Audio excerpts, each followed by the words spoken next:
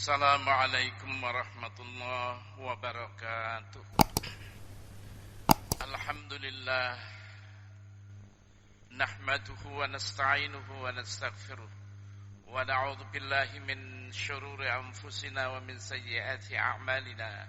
May yahdihillahu fala mudilla lahu wa may yudlil fala hadiya lahu. Asyhadu an la ilaha illallah wahdahu la syarika lahu. Wa asyhadu anna Muhammadan abduhu wa rasuluh. Allahumma salli wa sallim ala Muhammad wa ala alihi wa sahbihi ajma'in. Amma ba'd. Bapak-bapak, ibu-ibu sidang jamaah salat subuh kaum muslimin dan para pendengar yang dimuliakan Allah.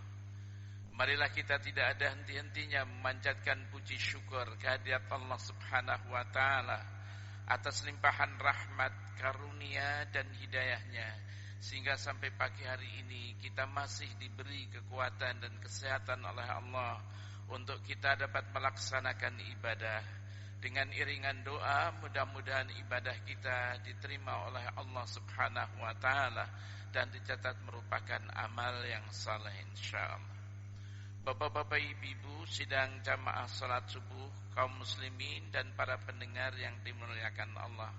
Pada pagi hari ini kita masih berada di dalam bab yang sama, yaitu tanggung jawab pendidik atau orang tua terhadap pendidikan sosial anak. Pendidikan sosial anak di dalam hal ini, bagaimana kita mendidik anak-anak kita agar anak-anak kita itu peka terhadap masalah sosial. Dia suka saling tolong menolong, bantu membantu, menjaga kehidupan masyarakat itu dengan baik. Hal ini telah dimulai dengan kewajiban manusia untuk berbuat baik kepada kedua orang tuanya. Hal ini sudah dibicarakan panjang lebar. Kemudian kita bicara sudah berbuat baik kepada sanak saudara. Hal ini juga sudah dibicarakan tentang panjang lebar. Kemudian pada pagi hari ini termasuk di dalamnya adalah berbuat baik kepada tetangga. Tetangga mempunyai hak dan mempunyai kewajiban. Berbuat baik kepada tetangga merupakan ajaran Islam. Rasulullah sallallahu alaihi wasallam bersabda, "Man kana yu'minu billahi wal yaumil akhir falyukrim jarahu." Barang siapa yang beriman kepada Allah, beriman kepada hari akhirat, maka hendaklah dia memuliakan tetangganya. Dalam sebuah hadis diriwayatkan oleh Imam At-Tabrani dari Ka'ab bin Malik. Ka'ab bin Malik menuturkan, "Ata Rasulullah sallallahu alaihi wasallam rajulun faqal."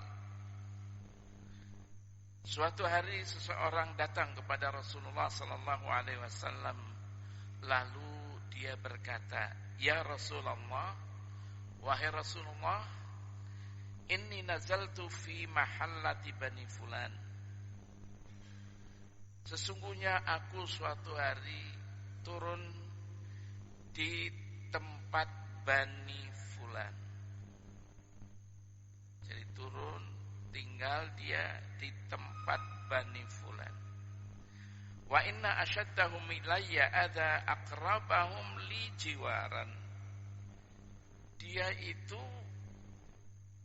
orang yang paling suka menyakiti aku, dan dia itu bertetanggaan dekat dengan aku. Faba'atha Rasulullah sallallahu alaihi wasallam Abu Bakar wa Umar wa Ali radhiyallahu anhum ya'tuna al-masjid fayakumuna ala babihi. Lalu Rasulullah sallallahu alaihi wasallam mengutus Abu Bakar, Umar, Ali radhiyallahu anhum untuk mereka itu datang ke masjid. Dia berdiri di muka pintu, fayasihun. Lalu mereka itu berkata dengan suara yang keras, "Ala inna arba'ina daran jarun." Ketahuilah, sesungguhnya 40 rumah itu adalah tetangga.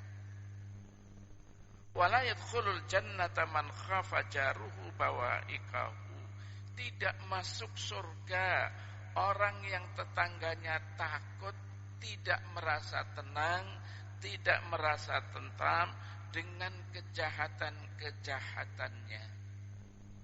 Jadi orang yang suka mengganggu tetangganya, menyakitinya, Rasulullah mengatakan la yadkhulul al-jannah, dia tidak akan masuk ke surga. Rawahu Tabrani, hadis diriwayatkan oleh Imam At-Tabrani. Dalam menjaga hak ketetanggaan itu, maka kewajiban kita adalah tidak menyakiti tetangga. Menyakiti bukan hanya menyakiti dalam arti kata fisik, tetapi juga menyakiti dalam arti psikologis. Dalam hal ini kita simak sebuah hadis Rasulullah sallallahu alaihi wasallam yang diriwayatkan oleh Imam Ahmad dan juga oleh Imam At-Tabrani. Qala Rasulullah sallallahu alaihi wasallam li ashabihi. Rasulullah sallallahu alaihi wasallam bersabda kepada para sahabatnya, "Ma taquluna fi zina?" Bagaimana kamu mengatakan tentang zina itu? Qalu haram. Harramaha Allah wa rasuluhu fa huwa haram. Mereka para sahabat menjawab, zina itu haram. Allah dan Rasulnya mengharamkan zina itu. Fahuwa haram ila yaumil qiyamah. Dan zina itu haram sampai nanti hari kiamat. Faqala Rasulullah sallallahu alaihi wasallam. Lantas Rasulullah sallallahu alaihi wasallam bersabda, la ayyazni ar-rajul bi 'ashrati niswah aisara alaihi min ayyazniya bimra'ati jarihi. Seseorang itu berzina dengan 10 wanita lebih mudah daripada dia berzina dengan perempuan tetangganya. Kemudian Rasulullah sallallahu alaihi wasallam mengatakan lagi, "Ma taquluna fi sariqah?" Apa yang kamu katakan tentang pencurian itu? Qalu, lantas para sahabat menjawab, harramahallahu wa rasuluhu. Allah mengharamkan pencurian. Rasulullah sallallahu alaihi wasallam mengharamkan pencurian. Fahiya haram ila yaumil qiyamah. Pencurian itu haram sampai nanti hari kiamat. Kemudian Rasulullah sallallahu alaihi wasallam bersabda, la ayyasrika ar-rajul min 'ashrati abyad aysar 'alaihi min ayyasrika min jarihi. Seseorang mencuri barang-barang 10 tetangganya lebih mudah daripada dia mencuri barang tetangganya. Artinya sangat jelek sekali orang yang berzina dengan perempuan tetangganya, sangat jelek sekali orang yang mencuri barang tetangganya, sangat jelek, menyakiti betul.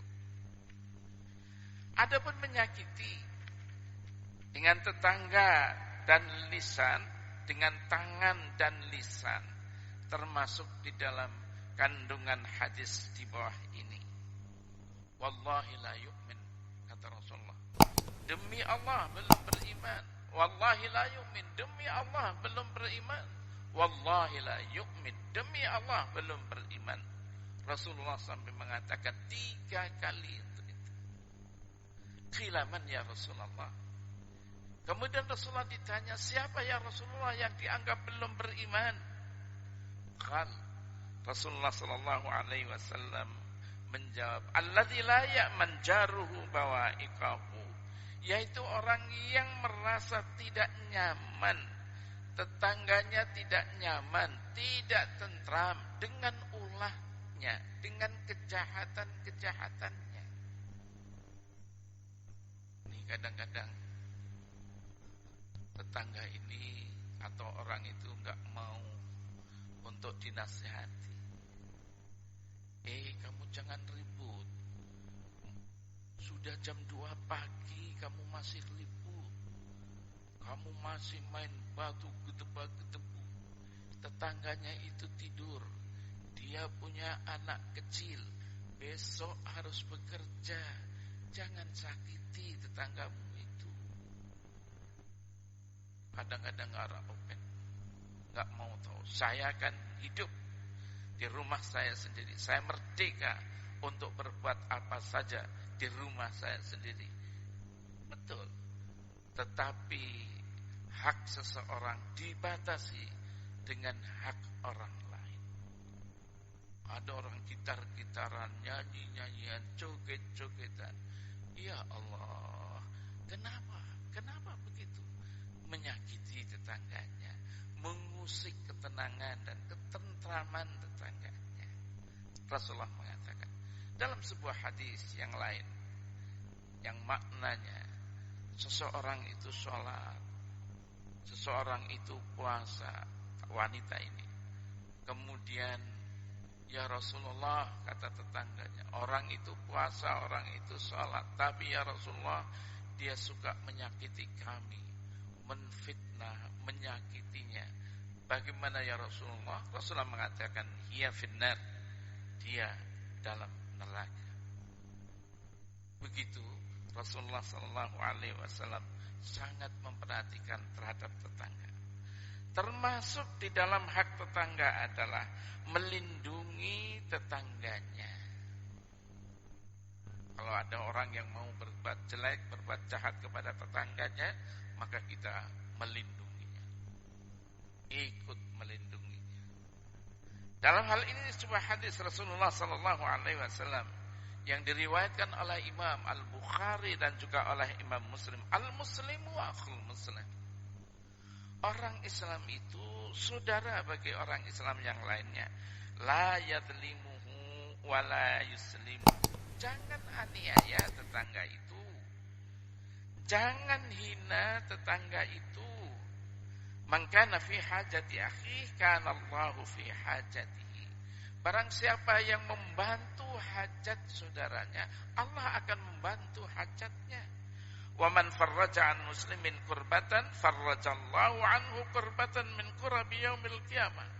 Barang siapa yang meringankan, membuka kesusahan, meringankan kesusahan orang muslim, Allah akan meringankannya nanti kesusahannya, yaitu di hari kiamat.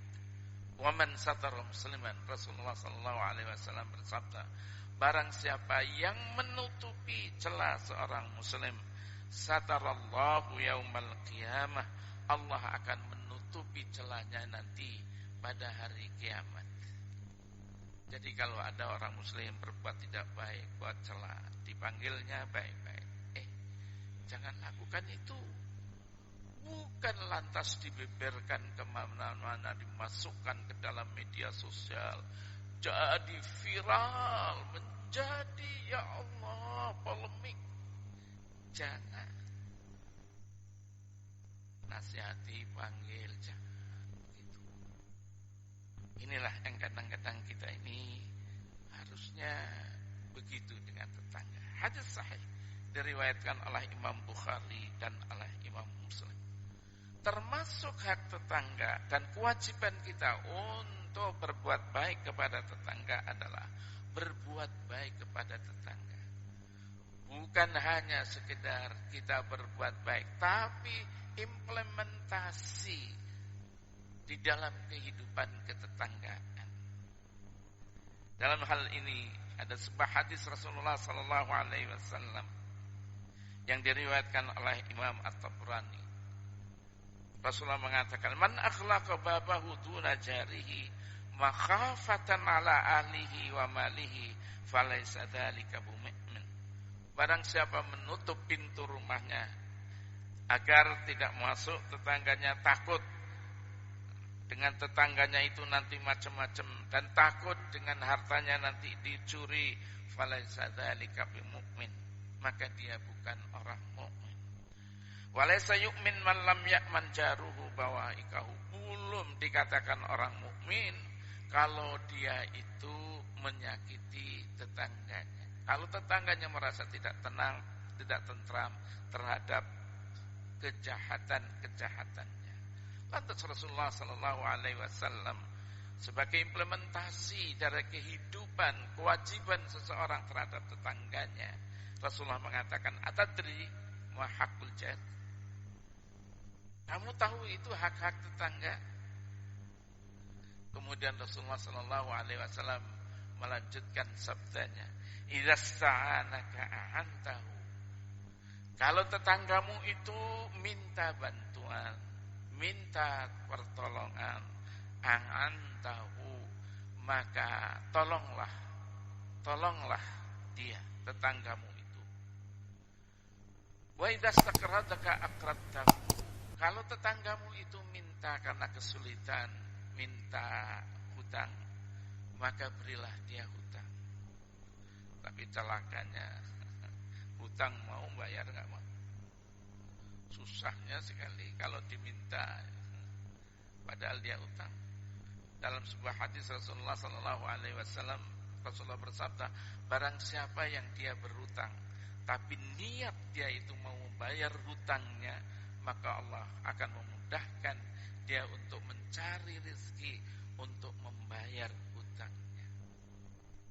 Dalam sebuah hadis yang lain Rasulullah mengatakan, wa in iftaqarra 'alaihi, dan kalau dia butuh, ada keperluan, datanglah dia. Wa idza marida 'udtahu, kata Rasulullah, apabila tetanggamu itu sakit, maka kunjungi tetanggamu itu yang sakit. Dalam sebuah hadis Rasulullah yang lain, Rasulullah bersabda, taba mamsyak, taba mamsyak, taba mamsyak. Baik sekali langkahmu, baik sekali langkahmu, baik sekali langkahmu. Man ya Rasulullah? Ya Rasulullah, siapa orang yang baik langkahnya itu? Rasulullah mengatakan, orang yang menziarahi, mengunjungi tetangganya yang sedang sakit. Baik sekali langkahnya. Kemudian Rasulullah selanjutnya mengatakan, wa idza asabahu khairun hanna'tahu. Kalau tetangganya itu diberi kenikmatan, mendapatkan kenikmatan, hanna'tahu, ucapkan selamat. Ucapkan selamat. Alhamdulillah Pak, punya cucu ya. Ya aduh, laki perempuan, laki, oh, alhamdulillah, senang sekali. Selamat Pak, selamat. Kalau anaknya lulus di dalam ujian dan sudah wisuda, wah terima kasih, bagus sekali lah, selamat, selamat, selamat. Mudah-mudahan ilmumu berkah. Wah, mobilnya baru ya, alhamdulillah. Ya kemarin beli ya, selamat, selamat. Ini ada orang yang tetangganya mendapat nikmat, dia susah. Entah apa-apa dibilangnya terhadap tetangganya. Jangan, ucapkan selamat. Sebaliknya, wa idza asabathum musibatun azzaitahu. Apabila tetanggamu itu kena musibah, azzaitahu, hibur dia. Hibur. Gembirakan dia. Takziah itu artinya menghibur. Datang dia. Jadi kalau ada orang meninggal, datang saja sudah merupakan takziah. Datang mengucapkan apa hal-hal yang baik, mendoakannya. Bagus sekali. Kalau ada orang yang meninggal, kemudian dia bisa mensolatinya, satu gerak pahalanya. Rasulullah mengatakan, satu gunung Uhud sebesar gunung Uhud tapi emas. Kalau sampai dia bisa untuk mengantarkannya ke kubur, 2 gerak mendapatkan pahala yang besar. Artinya mempunyai nilai sosial yang sangat tinggi. Wa idza mata ittaba'ta janazatahu. Kalau tetanggamu itu meninggal, antarkan jenazahnya ke kubur. Nah ini, wala tastabil bil bunyan fatuhjab an-nurrih illa bi'idnih. Jangan kamu membangun suatu bangunan tetapi tetangganya terhalang terhalang, dia nggak mendapatkan ventilasi udara. Bangun bangunan, nggak peduli dengan tetangganya betul-betul tidak punya ventilasi udara lagi. Ya Allah. Dan sekarang ada orang yang membangun gedung besar-besar, tetangganya nggak dapat air karena udah disedot. Hai, kenapa begitu? Nggak peduli lagi. Nggak ada orang lantas minta izin, saya mau bantu, apa kira-kira yang perlu saya perhatikan dalam pembangunan. Nggak ada lagi. Nggak ada lagi. Cara seharusnya ada, aturannya ada. Kadang-kadang susah. Dulu membangun di atas jalan itu 80 cm, udah tinggi. Sekarang sudah di bawah. Kenapa? Karena dibangun jalan ditempel, sehingga rumah pun sudah nggak tahu lagi kemana air mengalir, sehingga setiap hujan banjir dia. Ini kan gimana? Mestinya harus diperhatikan. Sampai Rasulullah mengatakan, wala tu'dhihi bi qutari rihi qadrik illa an takrifa lahu minha. Jangan sakiti tetanggamu dengan bau masakanmu, kecuali kamu memberikan sebagian dari masakan. Sampai di situ perasaannya. Masa agak enak sedikit, kasih tetangganya. Itulah ketetanggaan. Sampai Rasulullah mengatakan dalam hadis yang lain, walau bifirsyati syah, walaupun kamu hanya diberi satu satu kaki kambing yang diberikan untuk kamu hasil masakan itu, kamu terima itu. Tapi ada juga kadang-kadang orang yang sombong karena nggak biasa makan ubi, dikasihlah kue ubi. Aku nggak biasa makan ubi ini, aku biasanya makan kue keju. Kenapa? Terima, ambil, ucapkan terima kasih, berikan semangat motivasi yang baik kepada tetangganya. Ya. Sampai Rasulullah mengatakan, wa idza ishtaraita faqihatan fahdilahu fa illam taf'al fa adkhilha sirran wala yakhruj biha wala tuqliyaghudha biha waladahu. Apabila kamu membeli buah-buahan, maka hadiahkanlah buah-buahan itu ke tetangganya. Fa illam taf'al, kalau itu pun tidak dilakukan, mungkin sedikit, fa adkhilha sirran, maka masukkanlah buah-buahan itu secara rahasia, enggak terlihat. Wala yakhruj biha waladuk, janganlah anakmu itu keluar dari rumahmu lantas anak tetanggamu gigit jari. Karena apa? Karena dia enggak makan, enggak diberi. Ini kadang-kadang kita ngajarin pelit tapi tapi tidak terasa. Karena kita keluar makan-makan, jangan keluar, nanti diminta anak tetangga kamu. Seharusnya tidak begitu. Seharusnya ketika anak kita makan sesuatu, ada tetangganya, kasih nak separuh nak, kasih nak, ya. Mendidik anak-anak kita. Lah ini ada beberapa hak ketetanggaan yang diriwayatkan oleh Imam At-Tabrani untuk mengingatkan kita bagaimana anak-anak kita nanti ketika sudah besar, ketika sudah hidup di tengah-tengah masyarakat, bisa mengimplementasikan hak-hak ketetanggaan dengan baik, sehingga anak-anak kita terdidik betul di dalam pendidikan sosial ini. Dan masih banyak lagi beberapa hak ketetanggaan yang harus kita fahami dan bagaimana kita mengimplementasikannya di dalam kehidupan ini. Bapak-bapak, ibu-ibu yang dimuliakan Allah, ini saja pada pagi hari ini bagaimana kita mendidik anak agar anak kita peka terhadap masalah sosial. Billahi taufiq wal hidayah. Assalamualaikum warahmatullahi wabarakatuh.